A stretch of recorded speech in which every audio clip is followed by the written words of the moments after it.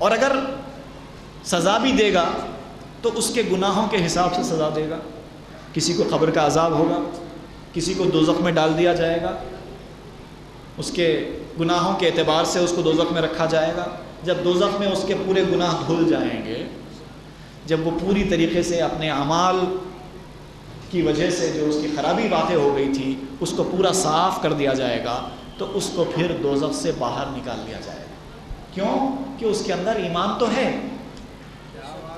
ایمان کسی کو مستقل دوزخ میں نہیں رکھ سکتا. ایمان کی خصوصیت ہی یہی ہے، وہ مستقل دوزخ میں نہیں رہے گا، اس کو بالآخر نکال لیا جائے گا. حدیث شریف میں آتا ہے حضور صلی اللہ علیہ وسلم نے فرمایا کہ اگر کسی کے دل میں رائی کے دانے کے برابر بھی ایمان ہے تو میں اس کو دوزخ سے نکال لوں گا، کھینچ کر نکال لوں. اپنی شفاعت، اپنا حق جو ہے وہ استعمال کروں گا. اللہ تعالیٰ نے ہر نبی کو ایک ایک دعا ایسی خاص دی ہے جو اللہ تعالیٰ کبھی رد نہیں کرتا. حضرت نوح علیہ السلام کو بھی دی تھی. حضرت نوح علیہ السلام نے جب ان کی قوم نے ان کو بہت ستایا، پریشان کیا، تو اس دعا کا استعمال کیا، اپنی دعا کا اس استعمال کیا اور دعا کی کہ پروردگار یہ میری قوم سدھرنے والی نہیں ہے، تو ان کو اب تو ایسا عذاب دے کے غرق کر دے. اللہ تعالیٰ نے دعا قبول فرمائی اور تمام قوم کو غرق کر دیا. ہر نبی کو ایک دعا دی گئی ہے اور ہر نبی نے اس دعا کا استعمال کیا. حضور صلی اللہ علیہ وسلم سے صحابہ نے پوچھا، یا رسول اللہ آپ کو بھی دی گئی ہے وہ دعا؟ تو حضور نے فرمایا ہاں دی گئی ہے. تو پھر آپ نے اس کا استعمال کیسے کیا؟ تو حضور نے فرمایا نہیں کیا. صحابہ نے پوچھا، رسول اللہ پھر کب کریں گے؟ آخرت میں کرو. جب میری امت کے لوگوں کو دوزخ میں ڈال دیا جائے گا تب میں اللہ کی بارگاہ میں سر جھکا کر کہوں گا میرے مالک وہ جو اختیار جو تو نے مجھے دیا تھا دعا کا، اب میں اس کو استعمال کرنا چاہتا ہوں. ایک ایک امتی کو دوزخ سے نکال لاؤں گا، اور جب تک میرا ایک ایک امتی دوزخ سے نکل کر جنت میں نہیں جائے گا میں جنت میں نہیں جاؤں گا. تو جتنے عمل میں کوتاہیاں ہیں اس کی سزا ملے گی، لیکن بالآخر دھل جانے کے بعد وہ جنت میں داخل کر دیا جائے گا. اور دوسرا شخص جس کے پاس ایمان نہیں ہے، عمل ہی عمل ہے، صرف عمل سے زندگی بنتی ہے، جنت بھی جہنم بھی. عمل سے نہ زندگی بنتی ہے، نہ جنت بنتی ہے، نہ جہنم بنتی ہے. حدیث شریف میں حضور صلی اللہ علیہ وسلم نے خود فرمایا ہے کوئی بھی شخص اپنے عمل کے بلبوتے پر جنت میں نہیں جا سکے گا. علامہ اقبال کا شعر ہے یہ، عمل سے زندگی بنتی ہے جنت بھی جہنم بھی. وہ بھی بہت بڑے عالم تھے، لیکن یہاں پر وہ شعر فٹ نہیں ہوتا. وہاں تو کون سا شعر فٹ ہوتا ہے؟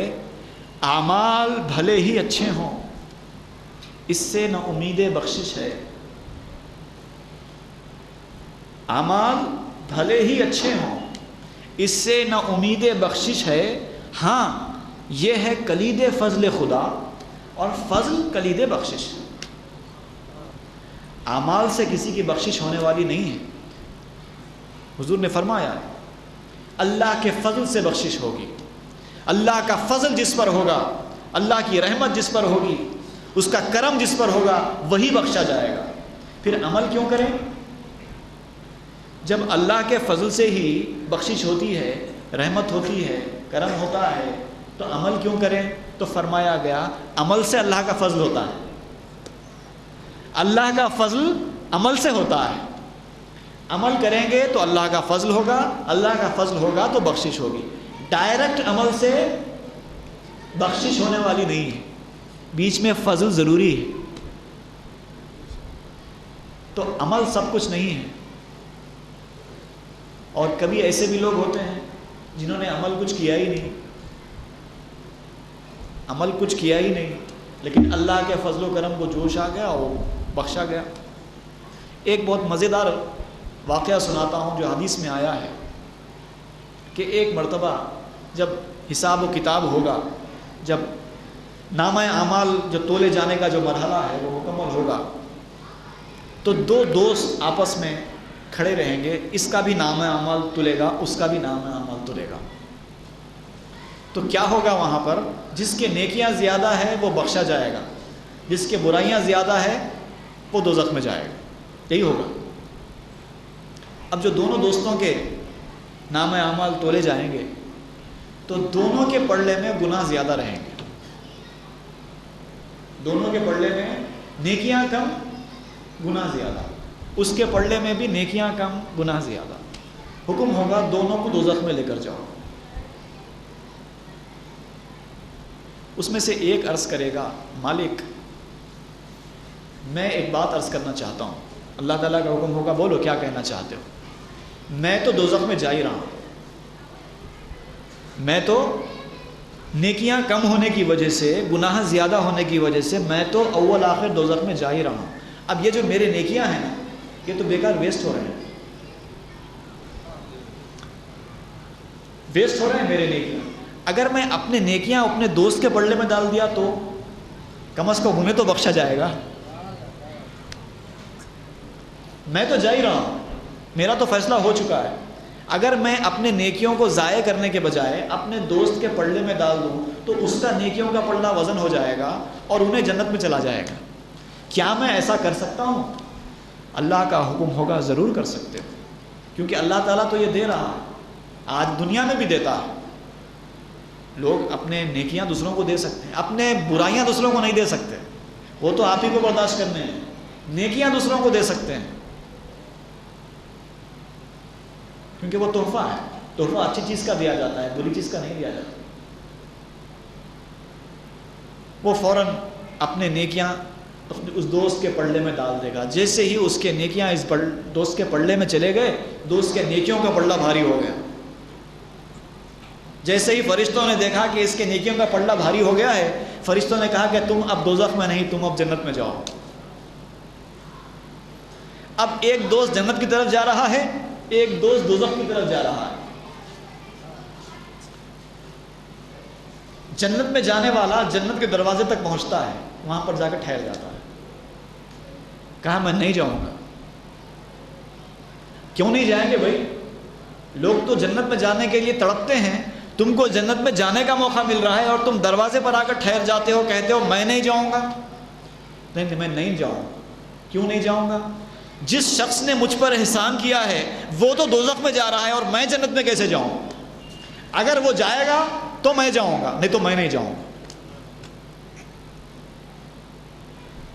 اللہ تعالیٰ فرمائے گا دیکھو بندے، دوزخ کا جب ہم پروانہ لکھ دیتے ہیں کسی کے نام پہ تو اس کو چینج کر سکتے ہیں، لیکن جب ہم جنت کا پروانہ لکھ دیتے ہیں تو اس میں چینج نہیں ہوتا.